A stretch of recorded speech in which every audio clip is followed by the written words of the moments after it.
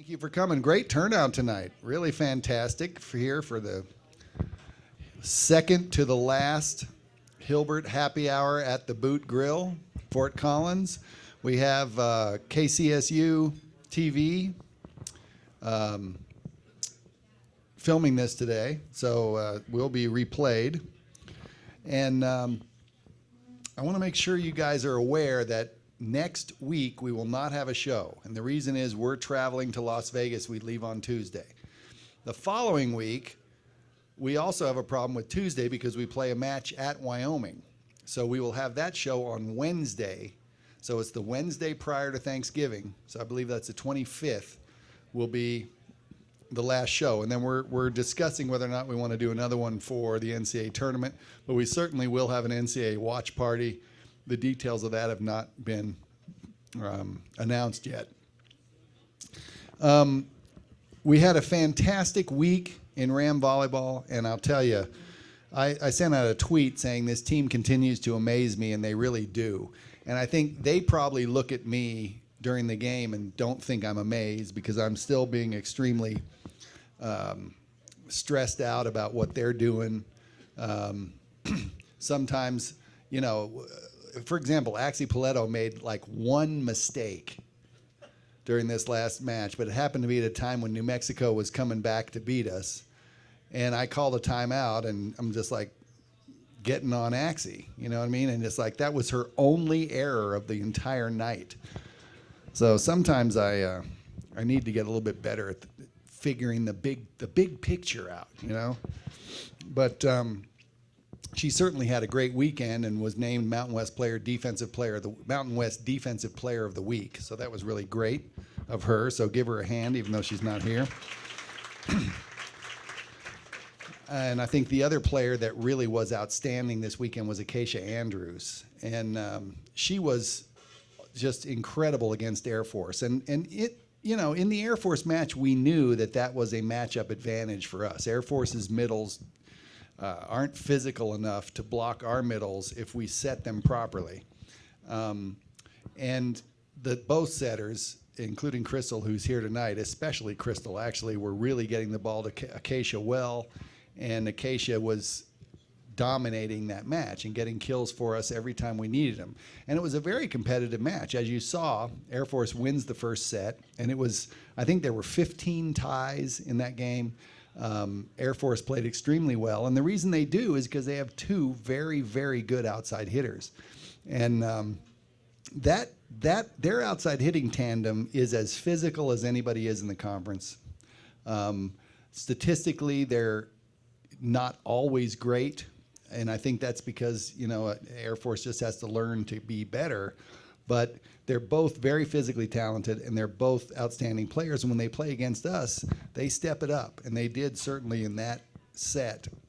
And so we end up losing 26-24 on some really a couple of net fouls, and then there was one substitution issue, which I'll explain to you in a little bit, that cost us 3 points in a set where we lost 26-24, where we were actually playing pretty well.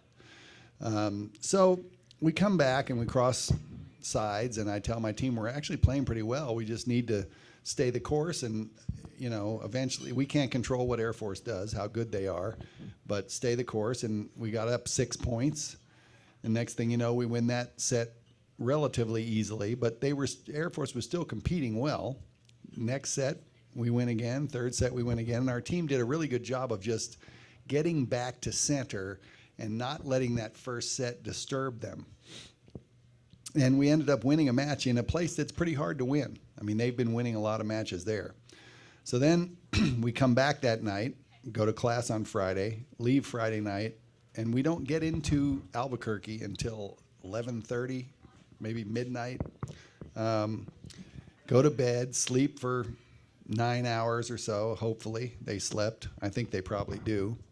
And then get up and do our normal routine. And we had a good preparation for New Mexico. And New Mexico is not an extremely difficult team to prepare for, but they do have certain personnel things that they do that you need to know because they are talented.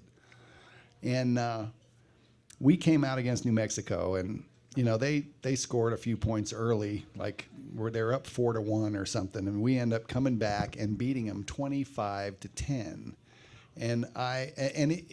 We were beating them. Okay, they weren't giving points away until the very end, and they were giving those points away because they're out of frustration. Because we continued to block them. We had 6 blocks in the first set alone. We had 4 blocks in the second set. We had 6 more in the third set. And that is a team that knows we knew what they were doing. Axie Paletto knew that the middle in front of her was going to hit to a certain zone and shut that zone down.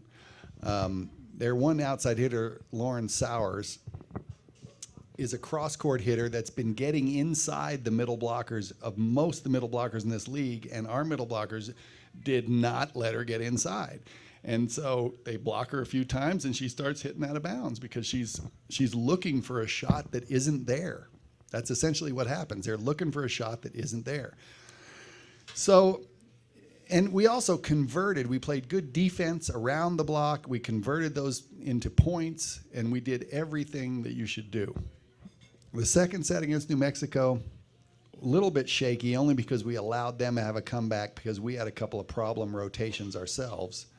But when it came down to it at the end, we won that set as well.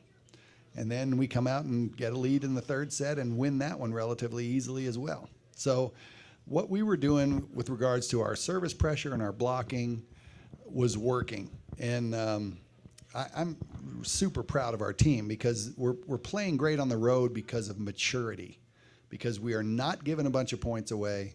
We are not we're doing all the fundamental things well. We're passing well. We're putting service pressure on the opponents.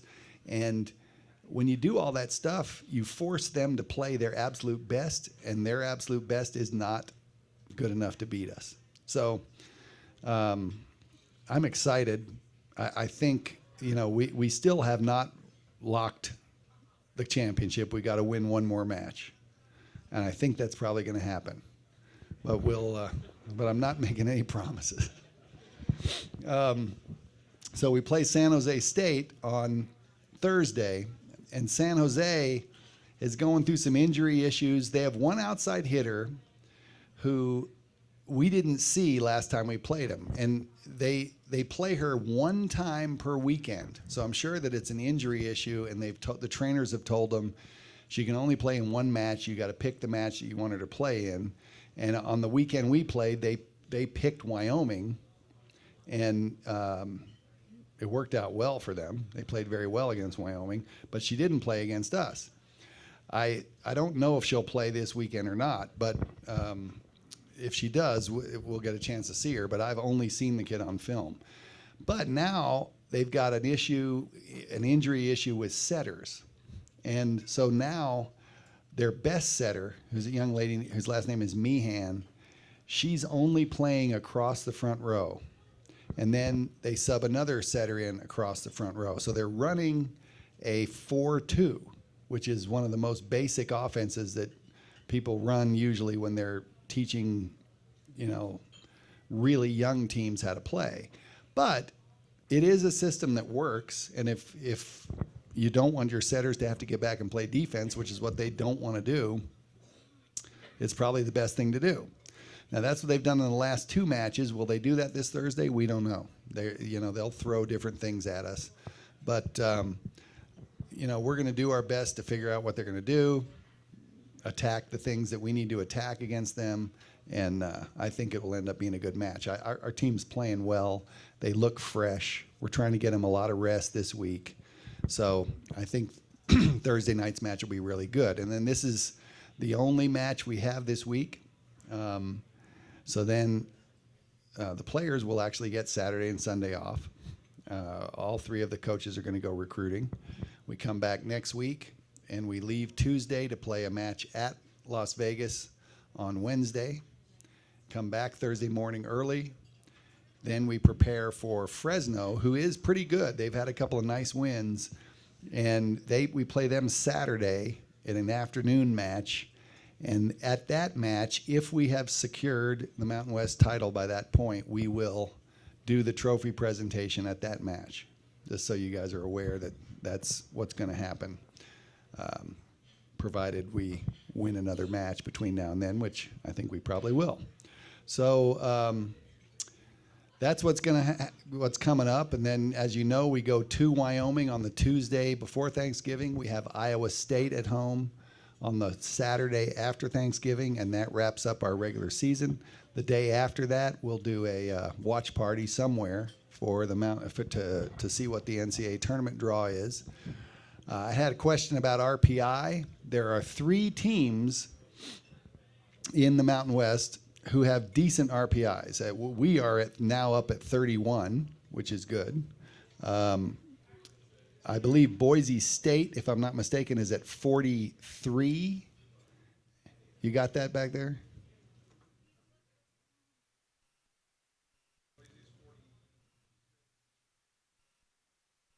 Eight.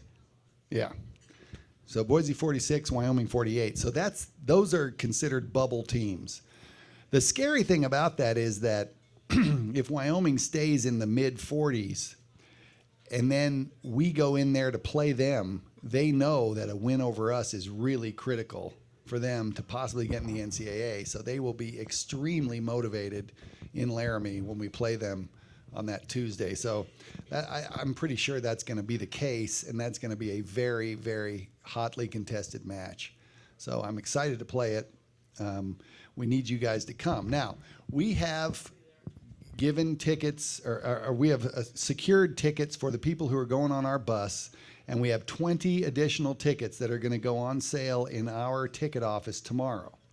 So if you want to call our ticket office and get one of those 20, please do. Otherwise, you'll need to contact Wyoming and buy the tickets directly from them.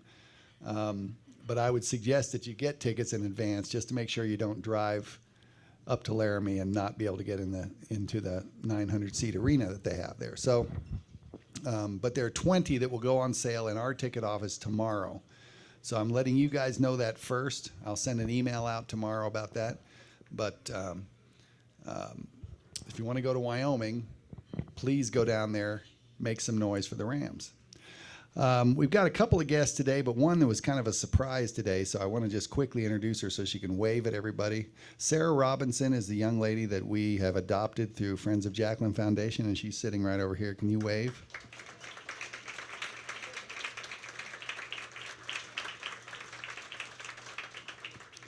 And Sarah, we got some good news this week, is the tumor around her ocular nerve is shrinking, and that's great news.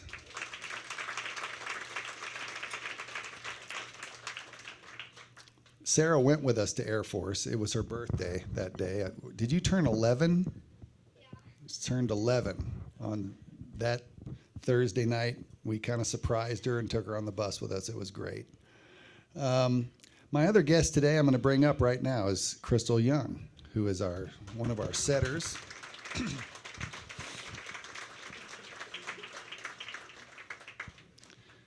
And Krystal Jung is the primary setter in our lineup. So she starts in the right back usually, or close to it. Sometimes she starts in the middle back.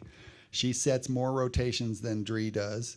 And actually her hitting percentages and her rotations are better than the rotations in Dree's by about 5%. Not a ton, but it is better. And you look at that, and there's a lot of reasons for that. The number one is that Krystal's doing a good job of getting the ball to the people that need to get it. I think Krystal, you said Acacia twice, and Axie once, yeah. And Acacia's been really hot lately. How has that been for you? Have you noticed that?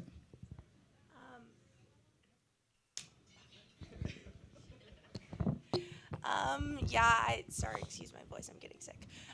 But yeah, Acacia she's just one of those players that she's just really easy to work with. If she thinks that the set's maybe a little bit off, or if she knows that she was a little bit off, she's just super easy to get the ball to. And I think lately she's just been really open to wanting to change her and getting better. So, I mean, yeah, I mean, she's been doing great. I mean, her hitting percentages are good, and yeah, I mean, why not give her the ball? Right.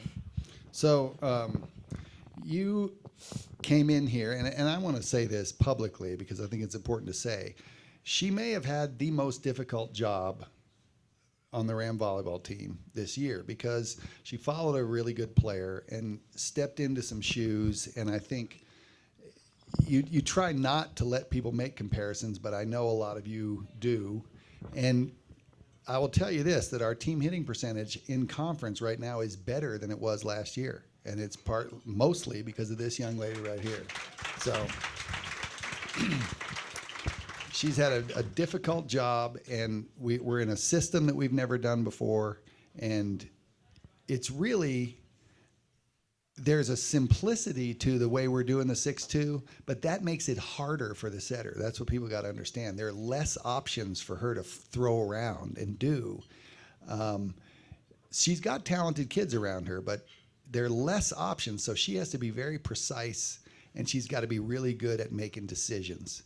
And then she has to deal with me, too, which is not always her favorite thing to do. But anyway, she's done a fantastic job, and she has gotten better throughout the course of this year. And she's gotten significantly better from last spring and last season. And one of the things that she really did was she committed herself to maximizing her own physical ability. And her jump went up, her movement's better, her balance is better near the net.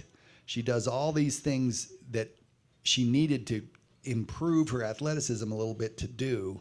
And that has made our team better.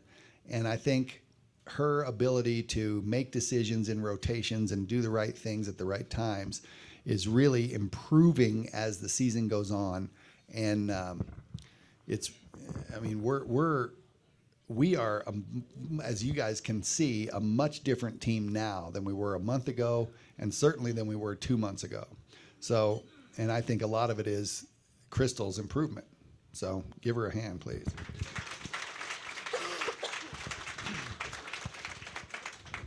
Okay, so I'm going to open it up to questions, and I will try to repeat all of the questions that I get here or that Krystal gets. So yeah, with the extra lights here, it's a little harder for me to see. So anybody? Doug? Could you comment on her serving performance as well?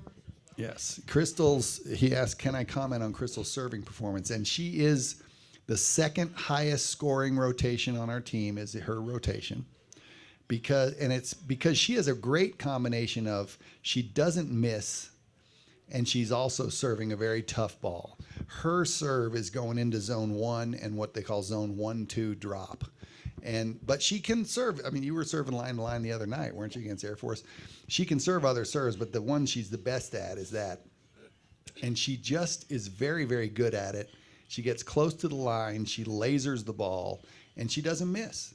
And so, and I don't want to name names. There's one player on the team that's got a higher scoring percentage than her. There's another player on the team that's, interesting enough, though, misses less than her, but doesn't score near as much.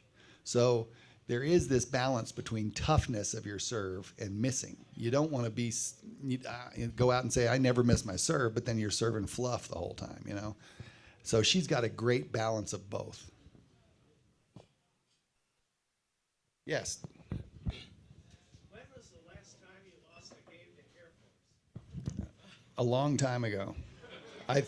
But that's bound to happen. But Zach, do you know the answer to that?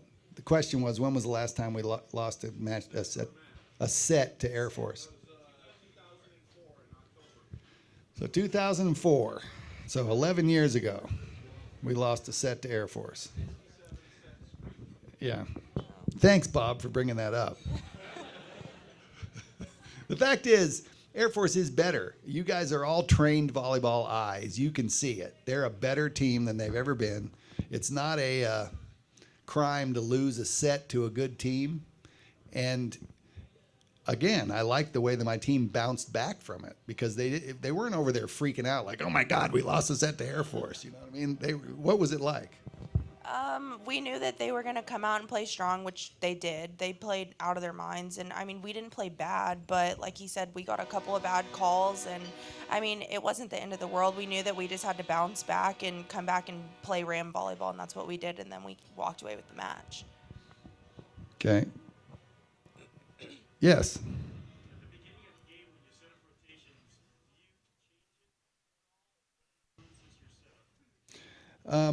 The only thing that we change at this point is which rotation we start in. The question was at the beginning of the game when we set up rotations, do I ever change it? I'm the kind of coach that gets into a lineup and I want to study that lineup and stay with it if it works. And I analyze it statistically over time, and if it doesn't work, then we'll make a shift. But right now, I don't make a whole lot of shifts. There are some coaches that make lots of them. We're actually beating those coaches, so I figure my way is better. But we do change where we start sometimes, and we make that decision based on how well we're going to side out. Sometimes we base it on trying to avoid problem rotations. There are certain rotations that are problematic for us, and we want to avoid them, so we'll start one spot past the problematic rotation. The other thing we started on is we'll start one shift one way or the other because of a blocking matchup. Sometimes we want Dree to be on a particular player. But what we will never do is flip around for a blocking matchup that puts us in a difficult side-out situation. I used to do that when I was younger, and I learned the hard way that it doesn't work. You need to side out. You can't start in problem rotations. And that was an issue this weekend, I think. We started in one, and we just can't start in one because it's not great for us. Now, I say that now, we'll probably start in one at some point, but it just isn't great. Two is much better. But if we start in two, and this is the problem with that. If we start in rotation two and we're receiving, okay, then we side out and we'll shift to three. Well, what that just did was take away the best two servers on our team, Cassidy Denny and her. And that's a problem because now when we're looking at our point scoring, they may only serve twice in a match instead of 3 times because you generally go about 15 rotations. So that has to be under consideration too. So it's a difficult decision to make. And I talk a lot with my little stat guy, Jared, about this. But we have 2 problem rotations, row 1 and row 4. And we need to figure out how to avoid the problems in those rotations, but still get the scoring benefit out of them. Yes? Krystal, you started at another college, and then you transferred into here.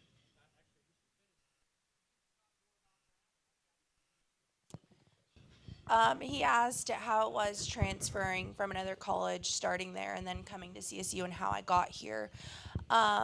Yeah, I started my 2 years at a junior college in Texas called Blinn. Junior colleges are only 2 years, so after 2 years, you have to transfer and play somewhere else, or you don't play at all. So I was I was actually at the end of my recruiting process, and I had verbally committed to Arkansas State. Tom called my coach, and I had 1 visit left, so I decided to take it. I came, fell in love, and decided to come here instead. So that's pretty much it. And Blinn College, by the way, won the national championship in her second year, right? And she was an All-American. So they were the best junior college team in the United States. That's pretty cool to say, isn't it? Yeah. Yeah. Other questions? Back in the back.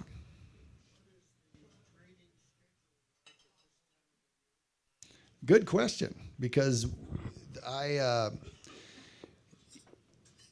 we're really low on hitters no matter what time of year it is. So our max practices once we started school have been about 2 hours. I think we went 2 hours and 15 minutes once. But we've been cutting back now, and we generally practice either at 12:30 or 1. And we will, right now, like today, we went for an hour and 20 minutes. And we got through about 4 things in an hour and 20 minutes. And I want to keep them rested at this time of year. I want them to have a lot of time so they can complete their schoolwork, because this is a very academically stressful time of year. And I want to keep their legs fresh, but I still want them to get out in practice and work on timing, tempo, and intensity. If we can get those things for an hour and 15 minutes, an hour and a half, that's plenty. And then we can stay fresh for matches. So that's kind of what we do right now. They also are in the weight room twice a week. What do they do? What do you guys do in there right now? We go in twice a week, once Monday after practice and once Wednesday morning at 6:30. Most of the time we go in, just get a really short lift in, not anything super heavy or long, but just enough to keep us in shape, and yeah, just that's pretty much it. And sometimes we'll foam roll and stretch if we have like a really hard match coming up the next day, or if we've just come back from a long road trip. So they try and keep a good balance with us to make sure that we're not getting tired and losing our legs and things like that. Other questions? Catherine. I'll graduate fall of 2016, yes. Majoring in communication studies with a minor in race and ethnic studies. And I haven't really put a thumb on what I really want to do, but ever since we've started working with Friends of Jacqueline, like I've honestly been more intrigued in doing something like that, working maybe nonprofit or in an organization like Friends of Jacqueline. So hopefully I get to do something like that. Yeah. At Air Force, the announcers made an issue out of them seeming to have dropped out of setter and playing without a specific designated setter. Yeah. Can you comment on that? What you think is going on there? I don't particularly know why they did it every time, but they still have players in the game who can set. It was only for point scoring.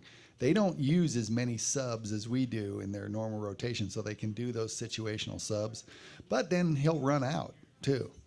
But in that case, he wasn't running out. He did it on purpose, right? And then he put the setter back in. So I don't know exactly why he did it, but it wasn't something that we could completely take advantage of. And a lot of times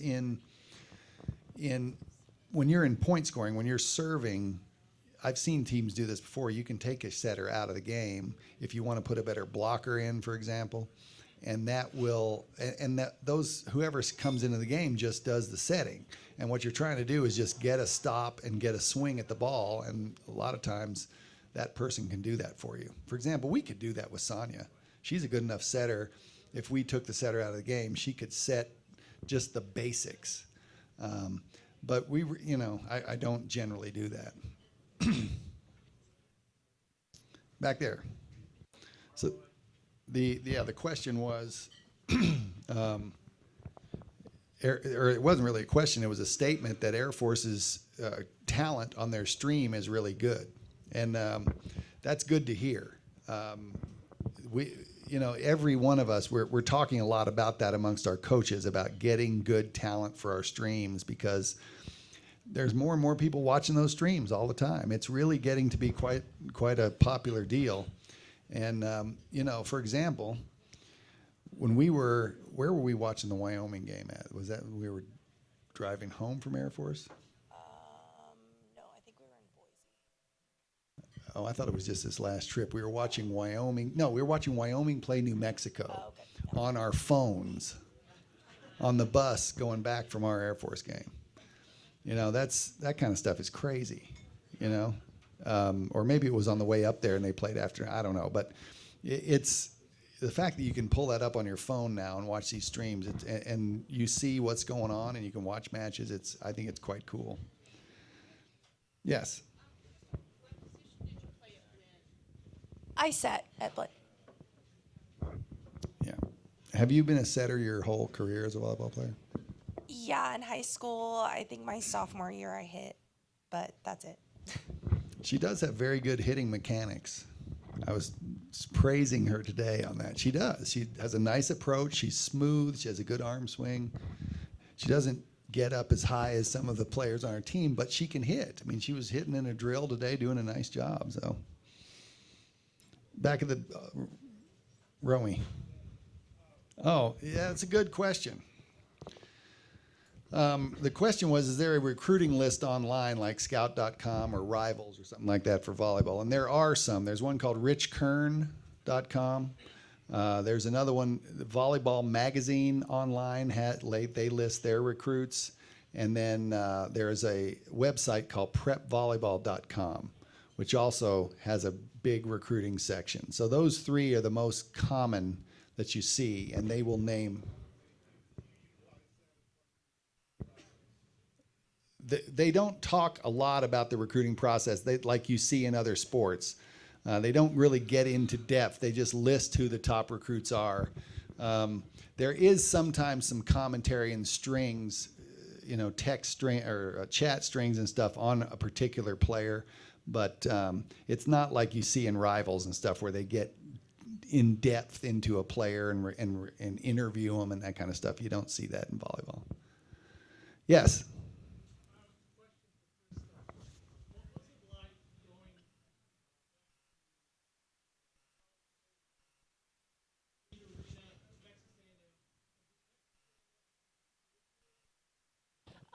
No, they didn't. I don't think that their coach is too keen on recruiting junior college players, but I mean, yeah, some coaches aren't, some coaches are. It just really depends. But going back was super nice. That's about 30 minutes away from my old junior college. So I went to school in Brenham, and that's like right outside of College Station. So it was just nice to see everything and get to kind of go back to where my old stomping grounds were. But I mean, it's always going to be there. So if I want to go back, I can. It was super cool. Like I've watched countless amounts of games in Reed Arena, but it's just always different when you get to play somewhere, especially when it's that close to home and your family gets to come and watch you. It was a really nice experience, but I mean, wish we could have walked away with a win, but it was fine. It was nice. Do you think if we played that match today, it would be different? Yes. I would agree. And I think the main reason is our outside hitting is just significantly better. And it's a combination of setting and hitting, but those guys have learned to hit more athletically and with much more terminal velocity. And because when we played them, our middles we had our way with them, but we just couldn't get them the ball enough. And, A&M, and still we're in a 5th game match and have a chance to win. So, I'd love to play those guys again in the NCAA tournament. I think that'd be great. I have time for maybe 2 more. Back in the back.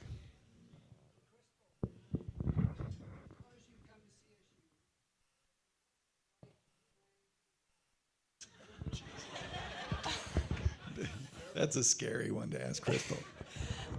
Coming to CSU was, like I said, I was on my last visit. I had been a couple of other places that I liked, but I mean, it wasn't anything that I fell in love with. And then I came here. There was a nice family atmosphere, and that's what I had at my old school.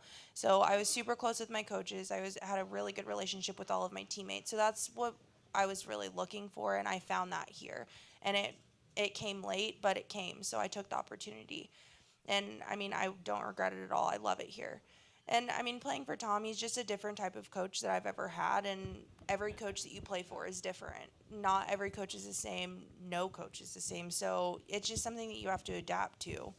I mean, it's not bad. It's not great at times, but I mean, it's just like that's just who he is, and you just have to adapt to it. Yes.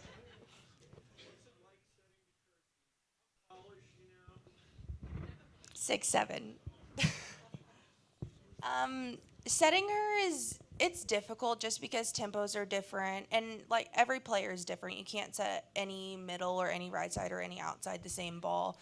But yeah, I mean, I think she's just growing into herself, and once she gets a spring under her belt, she's gonna really grow into herself, and she's gonna be great for this program. Yes.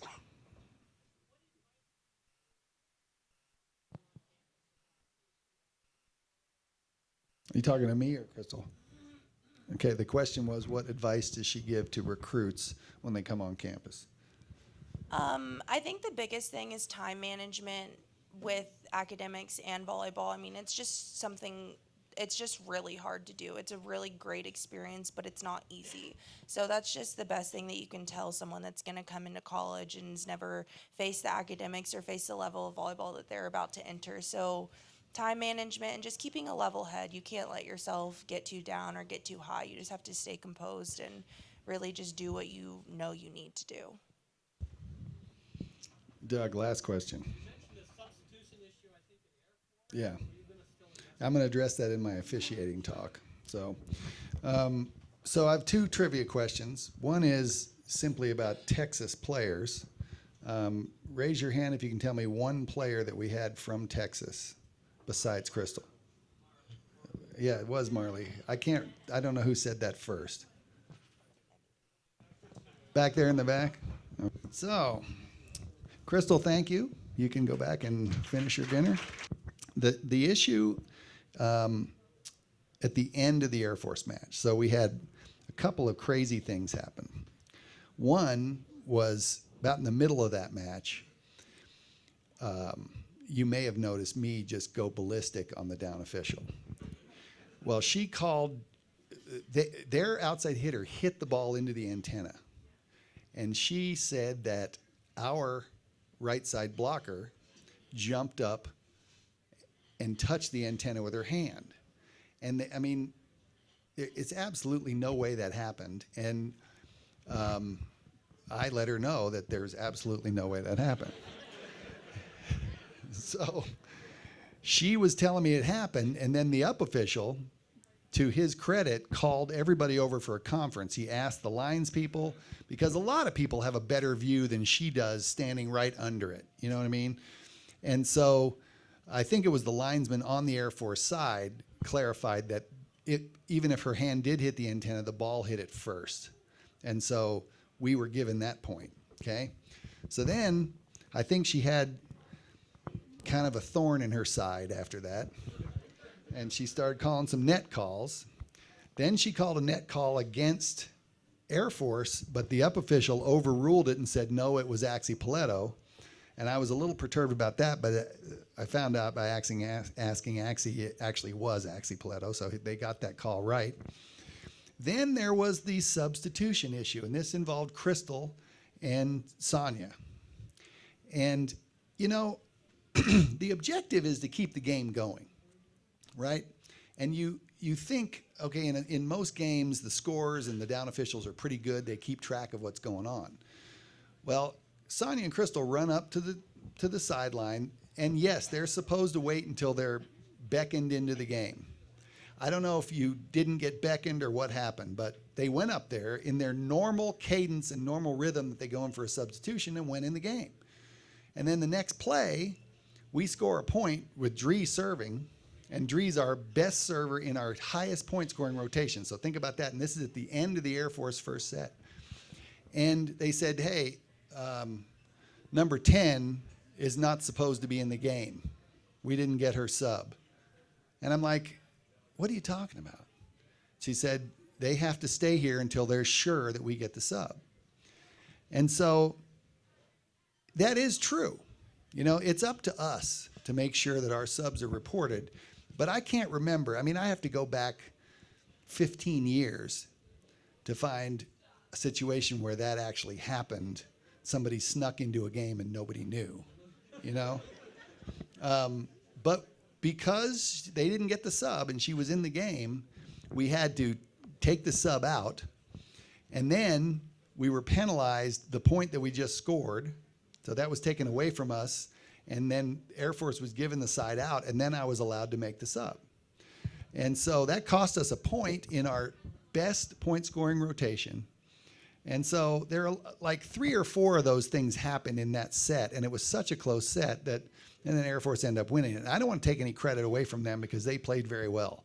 But it was like a real crazy set with regards to all the calls and things that were going on there. So hopefully, officiating is not always that complicated. He said, congratulations on my cooking article in Style magazine. I don't know if you guys saw that.